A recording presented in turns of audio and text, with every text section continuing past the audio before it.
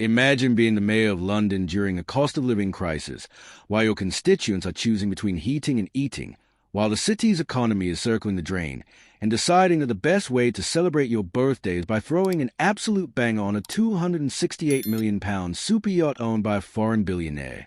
And not just any super yacht. We're talking about a floating palace with a helipad, an onboard nightclub, a full spa, and a swimming pool.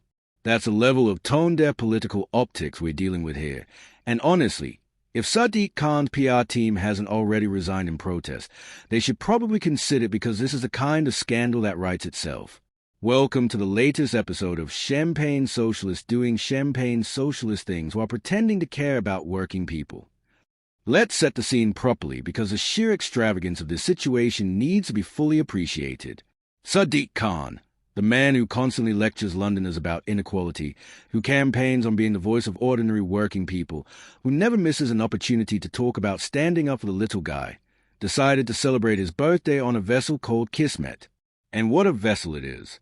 This isn't some moderately nice yacht you'd see at a marina in Brighton. This is a 122-meter super yacht, one of the most luxurious in the entire world, worth £268 million. To put that in perspective, that's more than the GDP of some small countries. This yacht could probably fund the NHS for a week. It's the kind of obscene wealth that most people can't even conceptualize. The yacht belongs to Shahid Khan, a 75-year-old sports magnate worth an estimated £10.9 billion, who also happens to own Fulham Football Club. The vessel was designed in Germany by Resigned Yachts, because obviously you can't just buy a regular yacht. You need the Germans to engineer your floating palace of excess. And just to really hammer home how ridiculous this thing is, it's got a sculpted Jaguar on the bow as a nod to Khan's ownership of the Jacksonville Jaguars NFL team. Nothing says, I understand the struggles of ordinary Londoners, quite like partying on a yacht with a golden Jaguar on the front. The yacht features a helipad, because why would a billionaire arrive by car like some kind of peasant when they could helicopter in? There's an onboard nightclub, presumably for when you get bored of the other 121 meters of yacht, and need a dedicated space to party. There's a full-service spa, because apparently floating on a £268 million yacht isn't relaxing enough on its own. And there's a swimming pool, which is particularly hilarious when you consider the yacht is literally floating in water. It's like having a sandwich bar inside a subway.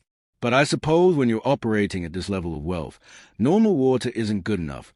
You need yacht pool water. The political reaction has been absolutely savage, and rightfully so.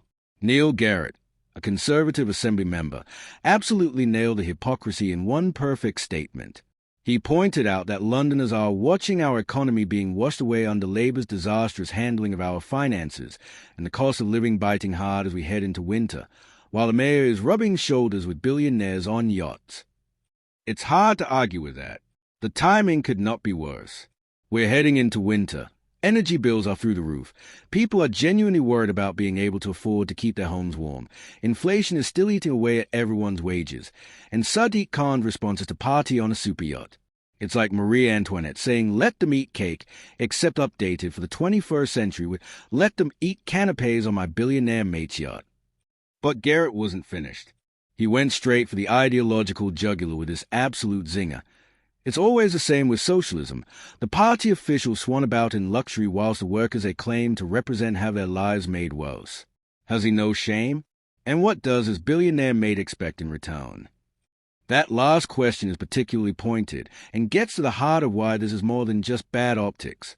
When a politician accepts hospitality from a billionaire, especially a billionaire with business interests in the city that politician governs, questions need to be asked. What does Shahid Khan expect in return for hosting the mayor on his super yacht? Favorable planning decisions? Support for his various business ventures? A blind eye to anything dodgy? These are legitimate questions that Londoners deserve answers to. The mayor's office, of course, has gone into full damage control mode with a kind of response that makes things worse by trying to make them sound normal.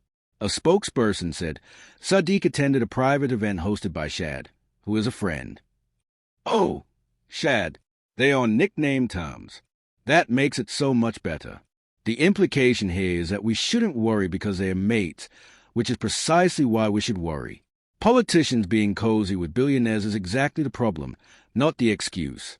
The spokesperson also confirmed that any hospitality received will be transparently declared, which is a bare minimum legal requirement and not exactly something to brag about.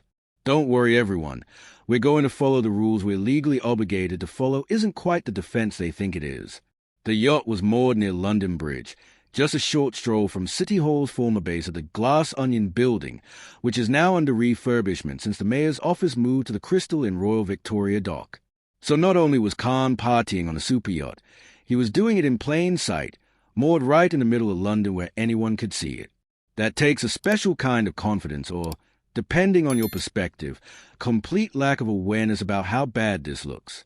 City Hall insiders are apparently suggesting the party was inappropriate, which is political speak for, this is a complete disaster but we can't say that publicly. Meanwhile, the mayor's allies are circling the wagons, insisting it was just a private gathering and pointing out that Khan has long supported London's role as a global sporting capital, a cause he shares with his billionaire host. This is the classic political defense of trying to reframe obvious hypocrisy as actually being work-related. He wasn't just partying on a super yacht, he was networking for London. Sure, and I'm sure every conversation on that yacht was strictly about bringing the Super Bowl to Wembley and definitely not about how nice the caviar tasted. To be fair to Khan, he has publicly championed the NFL's presence in London and has called for the Super Bowl to be hosted in the capital, saying it would solidify London as the sports capital of the world. He has backed regular fixtures at Wembley Stadium, and Shahid Khan Jaguars was set to face the Los Angeles Rams at Wembley recently, with tickets starting at £90. But here's the thing, you can support London's sporting ambitions without partying on a billionaire's super yacht. You can advocate for the NFL without accepting lavish hospitality from team owners. These things are not mutually dependent. Thanks for watching UK Secrets.